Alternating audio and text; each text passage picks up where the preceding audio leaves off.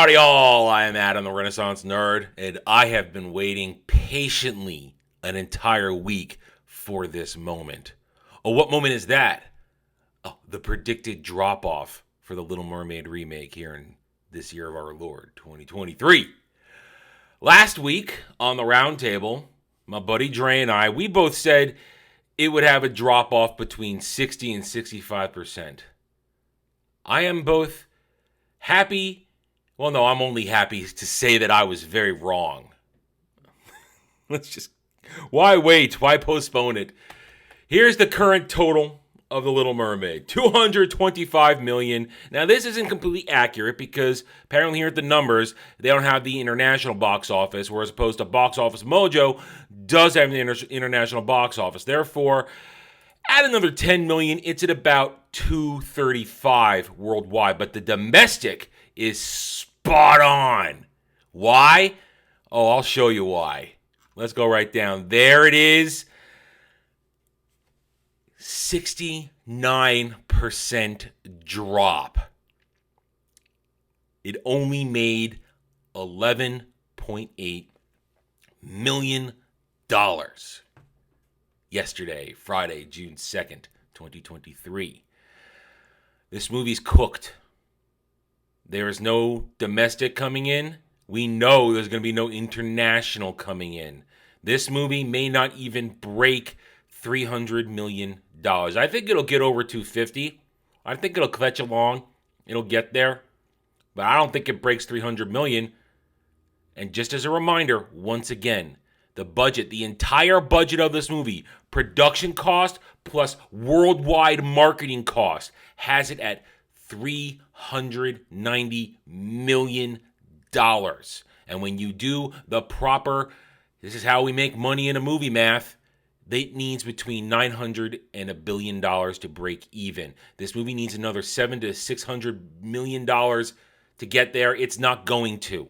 This movie will lose likely hundreds of millions of dollars before all is said and done. It's over. It's a failure. Halle Bailey is not a Disney princess. She was never going to be a Disney princess because there already is an Ariel. She's white, she's redheaded, and she can sing, which Halle Bailey cannot. And I say that just because I know it pisses some people off, despite the fact that it is true. Auto-tune, it's a thing. Go look it up. Now, we're talking about this today for the very important fact that it was so very easily dethroned by Miles Morales across the Spider-Verse. Coming in only 2 days at $65 million. Now, I don't care. I want to reiterate this again. I do not care how successful Across the Spider-Verse is. I just do not. It is not important to me. Even though I love Spider-Man, I don't care about this movie. I like real Spider-Man, let's be honest. But you look at this right here. It made $51 million in the first 2 days. We still have today, Saturday, tomorrow, Sunday to go for its 3-day weekend. It already made $51 million. If we go back and look at The Little Mermaid, it's already made more money in its first 2 days than The Little Mermaid did in its first 2 days. All too easy. This is where the money's going this weekend. People are not doing return visits to that kingdom under the sea. People are going to go see the Spider-Verse this weekend. Again, I don't care how well it does in the end. All I care about is that it's proving my theory correct so far that every other movie under the sun and under the sea will take money away from Disney. See, I tried to make it around there. Either way, there we go. This is it. Spider-Verse destroys Little Mermaid, knocks out of the top spot in only 1 week. But we're not done here. Remember, we have a long summer of Disney failures to go. Next week, The Flash and Barbie will be complete spectacles that will likely dethrone Spider-Verse and completely push Little Mermaid off the edge of the pier, back into the sea. But we have the big fish coming. Disney's failures will only continue to mount. Again, I'm doing this as a reminder that this is going to be Disney's summer of hemorrhaging all over the place. We are now, 27 days away from Indiana Jones and the Dial-Up of Destiny.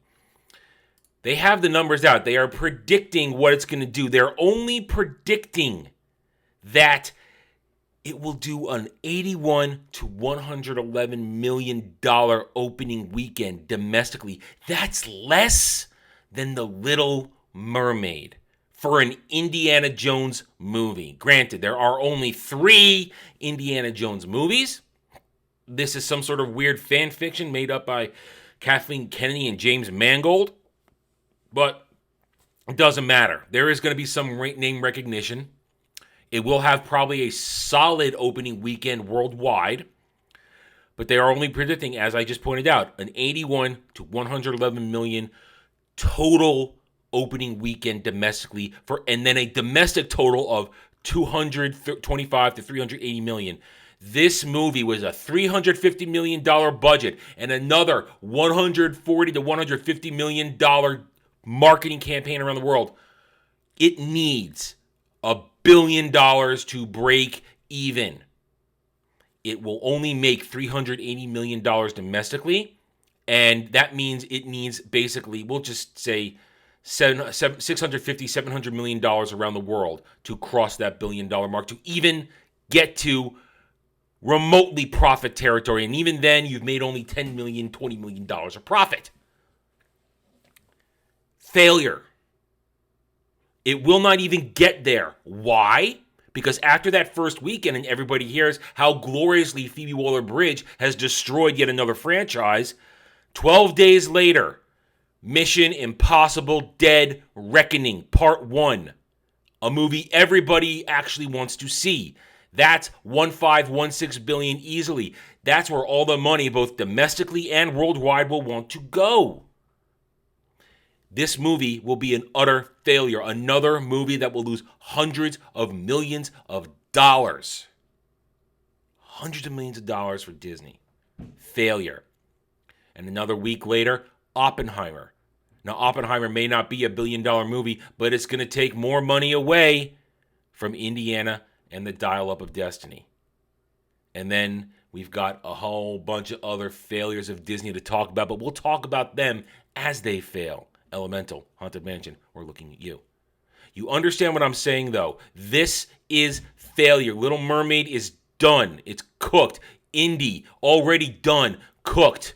Because Disney sucks now. Plain and simple. There's no other way to put it. They stink. They're not creative. They're filled with agenda and identity politics, and the world is sick of it. Normies aren't going to go see this, and the real fans, the hardcore nerds, we're already gone. We're investing our time and efforts into other things. You lost us. Well, the only thing you get from us is our anger, our rage, our making videos, our bad-mouthing this, sending the word of mouth of how bad everything is. Because that's what we are here to do, tell you the truth. We are not here to cope. We're not here to suffer mental illness. We're here to talk about reality. And the reality is Disney is not escapism entertainment anymore. It is agenda entertainment, and it's being rejected by the world.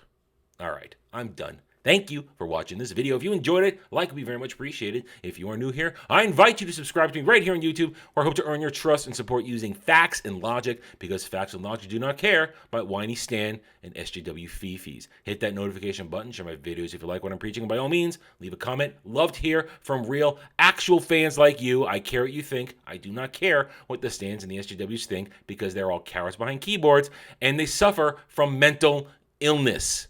But I do hope to trigger them. Thank you again for watching. Take it easy. Thanks for watching, everybody. If you'd like to reach out to me, please email me at theranernerd@gmail.com for all channel business purposes. I am on Twitter now, mostly for promotion and sharing of videos, maybe a little shit stirring here and there, who knows, @theranernerd. You can also find me at the Geeks and Gamers forums under @ROAS, and you can see me on Rumble and Odyssey under the Renaissance Nerd. Thanks again for watching. Take it easy.